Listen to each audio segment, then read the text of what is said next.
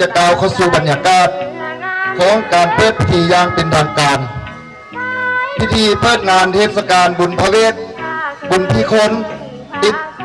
ในเวียดนามของเพลงสุนทรีเป็นกิจกรรมของทีมหนังไต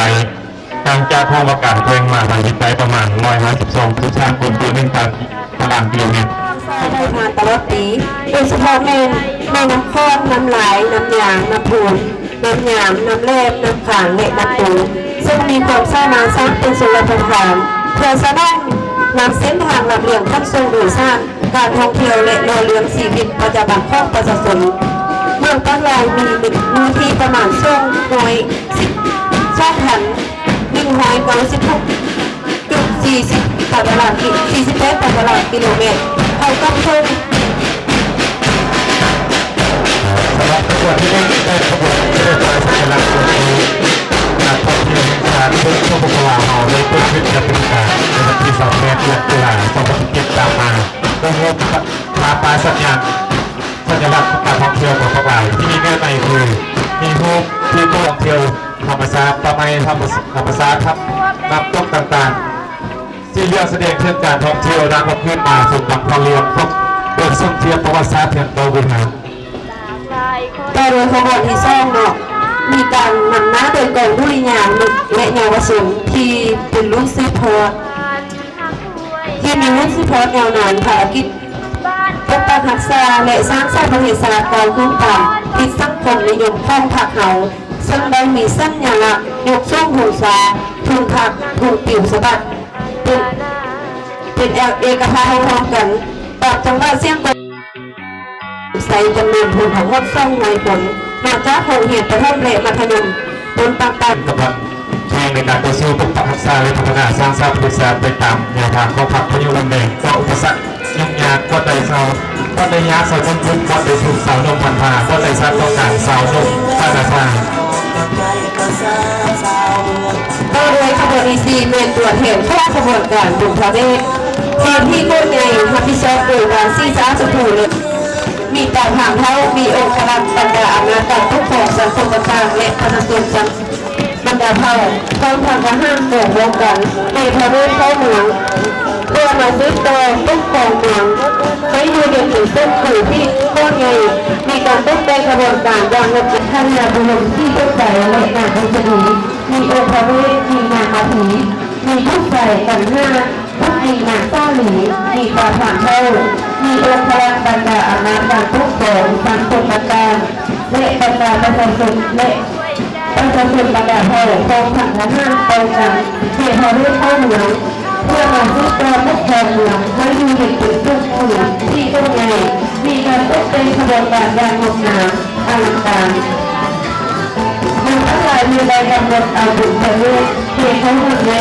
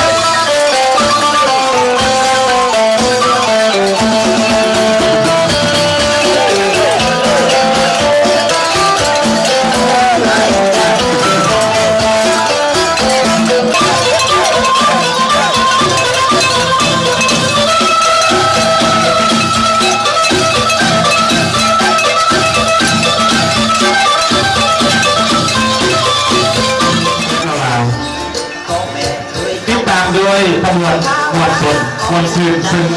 เงินลงไปเข้าจูอุตสาหพญาเทพเพื่อข้อฟ้าข้อพงยกคือฤดูกาลพบทำใส่ฤดูกาลผลิตจะปิดด้วยมีการพัดเตียนบางภายในเทศบาลด้วยเป็นเจ้าภาพการันตีและประกวดให้รางวัลต้องไปงานและต้องไปขึ้นชูการตกปีผ่านมานี่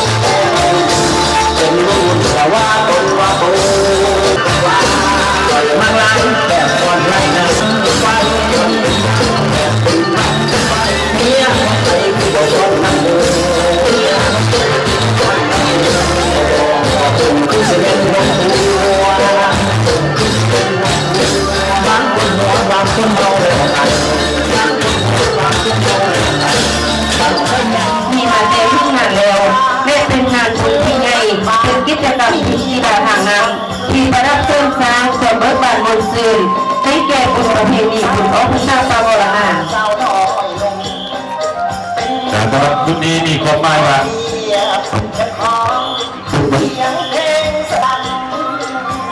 สำหรับชุดนี้มีความหมายว่าเป็นบุญประเพณีเพื่อสร้างความสามัคคีเพื่อสร้างให้ลืมวางแผนการร่วมกันก่อนเข้าสู่ฤดูกาลเก็บเกี่ยวเก็บกู้ผลผลิตประจำปีกลุ่มช่วงเพื่อปักหลายในรายปีผ่านมาที่จะใช้มือเป็น15 คำและมีแห่ง1 คำข้องเดือน11 ลาวยิงซ่อประเทศที่หายถือเล่นยิงและเทใจในวันที่ปัจจุบันเพื่อสร้างเงินให้แก่นักท่องเที่ยวภายในและต่างประเทศได้มีโอกาสเที่ยวชมการท่องเที่ยวยุครายแห่งที่เป็นบานหัดซักเพื่อได้รางวัลเองอ่างประเทศที่หนึ่งเมืองบานที่สาชมพูขบวนเรือบุญช่วงเมื่อนี้ใช้กำลังมนุษย์ช่วงมวยผม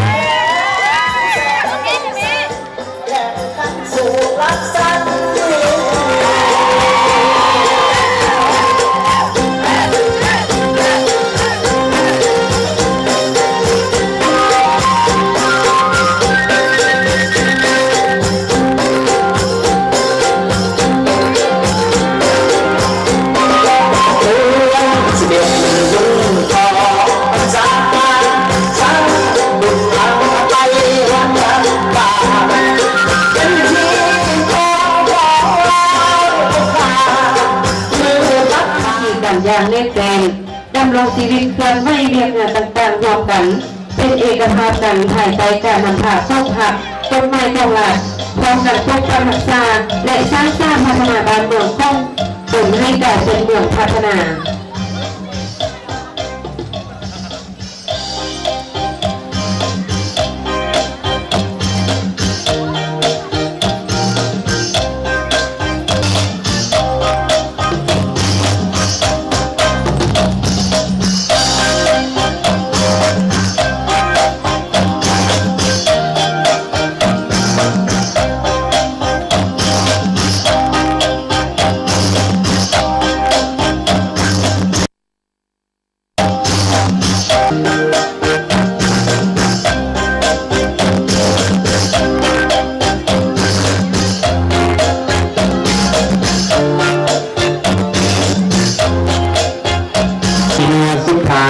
บริษัทดอกบัวพลังคือนอนอันประเสริฐก็คือโซสตาไว้กับคนรุ่นต่างๆนี้ให้ซีต่อพวกประชามาพ้นของการปฏิวัติและพร้อมกันพัฒนาสร้างสร้างบริษัทบ้านเมืองให้มีความเจริญขึ้นไปเรื่อยๆ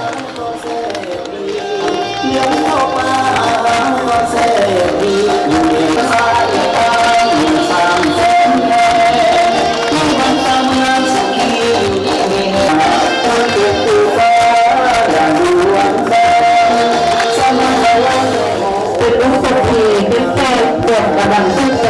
สติปัญญาทุกเขตก่อนดูก่อนสร้างเข้าในการปฏิบัติหน้าที่บริหารตนเองโดยความทำให้ซอฟสู้และมีผู้สำเร็จในการมอบหมายต้องการเรียนงานจะดูคะแนนมีการใดก็ตามต้องมีความตั้งใจเฉพาะส่วนก็ในเรียนงานในการสร้างพัฒนาประเทศไปตามแนวทางต้องผลักดัน ผลงานดังกล่าวเป็นน้ำใจกำลังเข้าคอยบุญ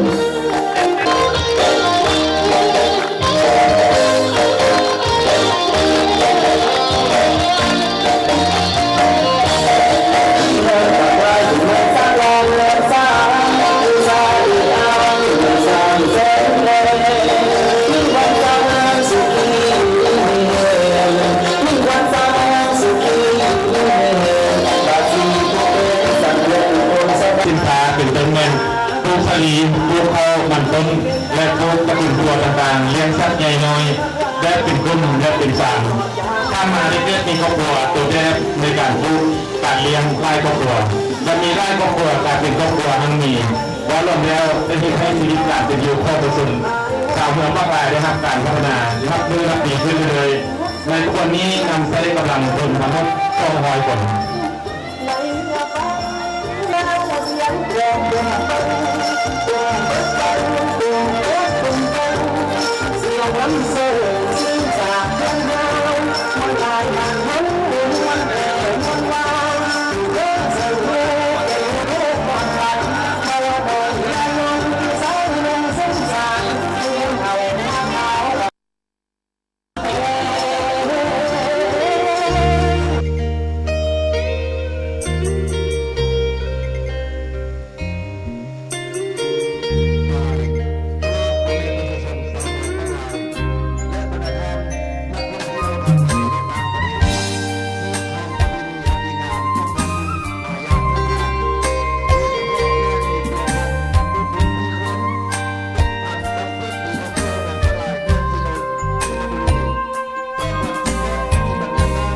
กลายนี่นา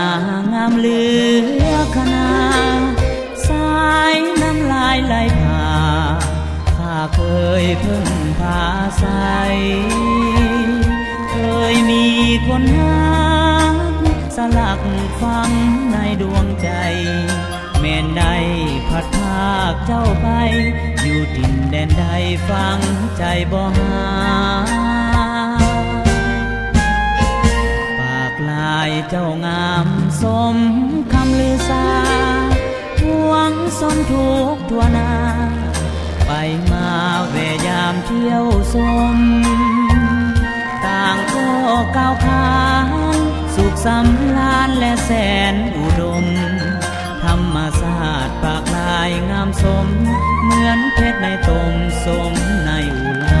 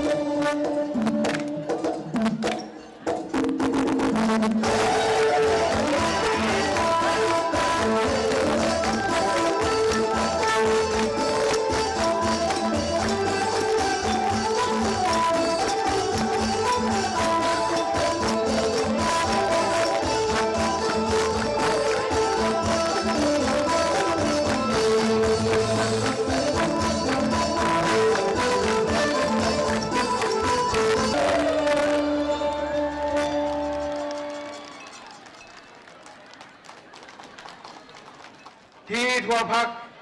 ทั่วกำลังประกอบอาวุธและทั่วปวงชนสัญบุรีก็คือเมืองปากหลายของพวกเรา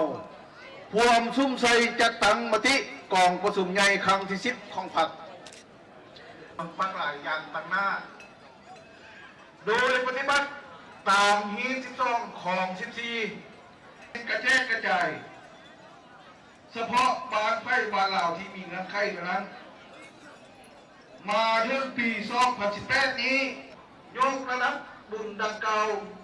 เป็นเทศกาลบุญพระเวทบุญพิคุณติดพันกับการเปิดปีท่องเที่ยวลาว2018อยู่ที่เมืองปากไลขึ้นอย่างเป็นทางการสัญญบุรีพร้อมภรรยาก่อได้ให้เกียรติเข้าห่วงขอสุดเลยเฮียนเสนอทางโซ่บุญสู้วันนรักของผู้ว่าราชการจังหวัดเลยก่อให้เกียรติเข้าห่วงขอสุดเลยทางประเทศพนักงานทหารตำรวจนักเรียนนักศึกษา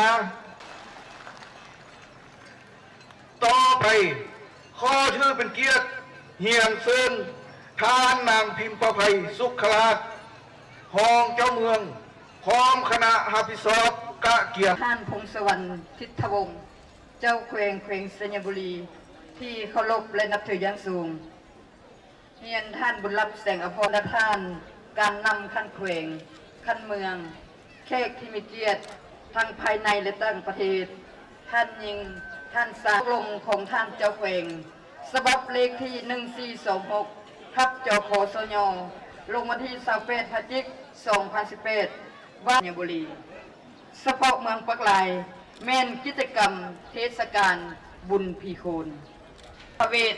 ที่สาวพุทธศาสนิกชนประชาชนลาวบรรดาเผ่าเคยปฏิบัติกันมาเฉพาะเมืองปักลายปี2018นี้ได้ถือเอาบุญพระเวทแห่พีโคนเป็นงานเทศกาลหนึ่งที่สำคัญ10คณะซึ่งมีผู้เข้าร่วมทั้งหมด2,000 คน54 หานในนั้นมีห้านสินค้าภายในเมือง60 หานห้านวาที่นับถือและหักแพงทางไร่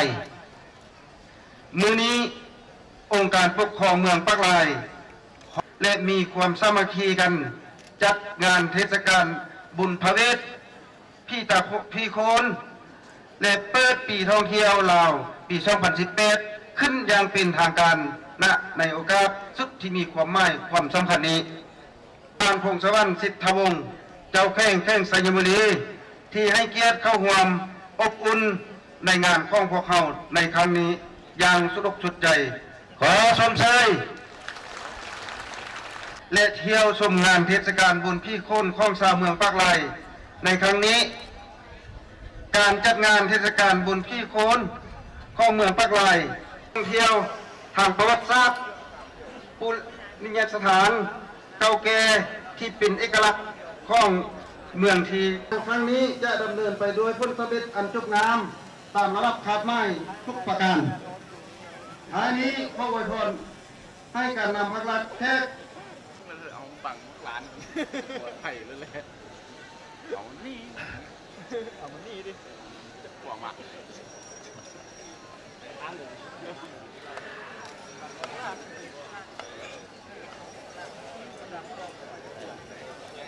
ไอ้ถอยมาไหนไหนเป็นประธานใช่ไหมน้ำเพื่อเลยน้ำเลย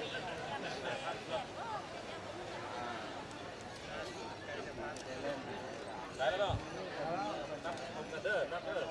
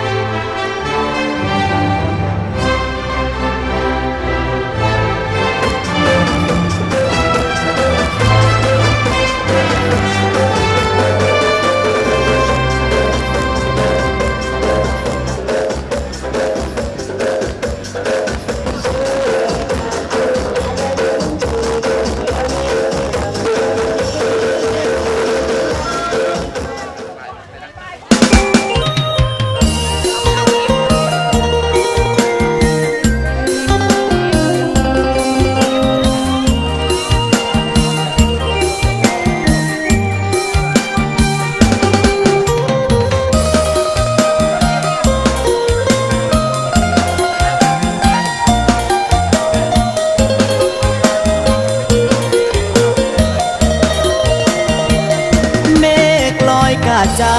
สายลมพัดเบางามแท้เมืองลาวแวววาวสวยสะดุดตาพงสาลีสำเนองามเหลือสุดพันละนาอุดมใสบ่อแก้วน้ำทาสมสาวป่าซามีสุขทั้งปวงเขตแคว้นแดนใดหาใสเทียบทันน้ำของน้ำคานประสานกอดใจเมืองหลวงใส่ยาบุรีพิมพ์นี้ยังฝังในสวงเวียงจันทร์เสียงควางจากมาแสนหวังคืนนั้นลาตรีเสิร์ชสันเวียงจันทร์นครหลวงใจหลายล้านดวงขอน้อมนมัสการบริคำใส่คำมวลทบทวนให้ใจใฝ่ฝันสวรรค์เขตดิสาละวันตำนานเมืองไดโนเสาร์จำปาเบ่งขาวสาวลาวพี่น้องคิดฮอดเสกองนวลน้องงามเทนอเจ้าอันดับเบื่อยะเอ้ยเห็นแล้วอายหายโศกเศร้าวอนพระองค์แสนเมืองเก่าให้คู่เมืองลาวไปกาลนาน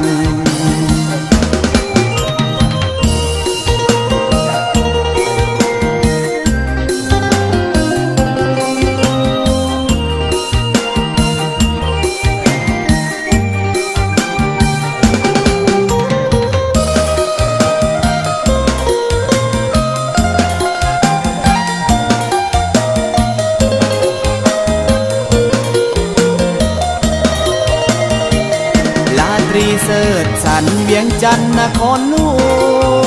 วงใจหลายล้านดวงขอน้อมนมัสการบริคำใส่คำมวลทบทวนให้ใจ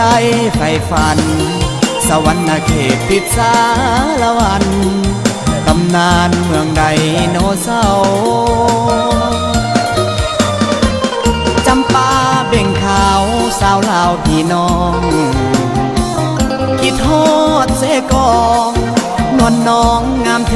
นอเจ้าอันดับเบื่อยะเอ้ยเห็นแล้วอายหายโศกเศร้าวอนพระองค์แสนเมืองเก่าให้คู่เมืองลาวไปกาลนาน